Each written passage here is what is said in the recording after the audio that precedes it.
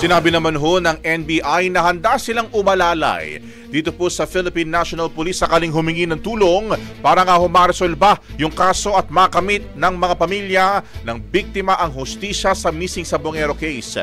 Kung sakali, malaki raw magiging ambag ng kakayahan ng ahensya na magsagawa ng forensic examination sa mga labi ng mga ito. Git ng ahensya, sakaling matagpuan na ang mga labi na sinasabing tinapon nga raw ho, makatutulong ho sila sa pag-identify ng mga ito kahit pa buto-buto na lamang yung natira.